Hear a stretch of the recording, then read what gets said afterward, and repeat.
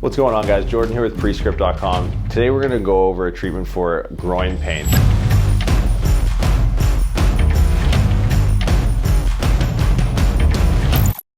Groin pain is something common with lifters, and it's also something common with athletes as well. Now, the groin is a very poorly identified term that basically references our adductors. So adductors are muscles that bring the femur to the midline of the body. Now there's 5 major adductors. We're gonna focus on 2 primarily, but we're gonna worry about strengthening the movement of adduction. Now, first I want you to think that there's a difference between muscle function and muscle action. So rarely do we find ourselves when we're lifting, try to actively bring our femur to midline or foot inward.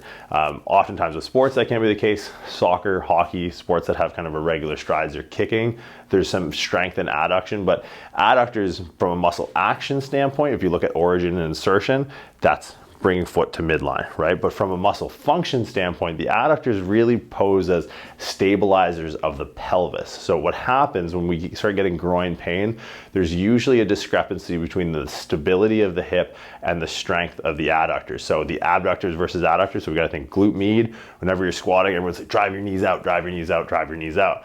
So right now, if you're sitting here watching this, lay face up and watch where your feet go. If your feet are facing either side of the room, likely you're stronger in abduction, external rotation, than you are in adduction or internal rotation, right? If you're fairly balanced, your feet will be pointing right to the ceiling. So it's pretty good research to say that if you don't have within 70 to 80% strength in your adductors as you do in your adductors, so that's knees out versus knees in, you're likely going to find yourself succumbing to injury at the hip or low back. So enter the Copenhagen Plank. It's basically going to be a side plank where we're supporting our own body weight with the adductor of the involved side leg. So we're going to be laying in a side plank position on the forearm, keeping the elbow under the shoulder. We're going to use the external obliques on the bottom, and then the adductor of the elevated side leg to hold our body weight up.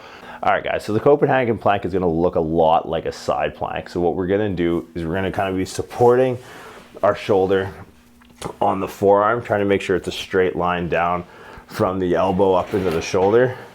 Now what we're gonna do, straight line from the ankle up.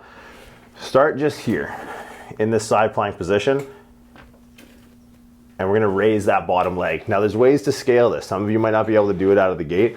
Notice how I bring this in. We're gonna create a shorter lever, less force on the adductors, the more support we have on the upper leg or the lower leg. So if you're struggling with the foot on, move to here, then bring up and then try and raise that bottom foot off the ground. So there are ways to scale it, but I want you to do it both sides, because what you'll notice is you're gonna have more strength on one side or the other, especially if you're experiencing pain or imbalance or shifting when you're squatting. So if you can do this for an adequate amount of time, try and balance it on the other side. So if you're lagging on one side, do that side first, and then try and match that effort on the other side. See if you have a difference, and if you do have a difference, work on narrowing that gap over time.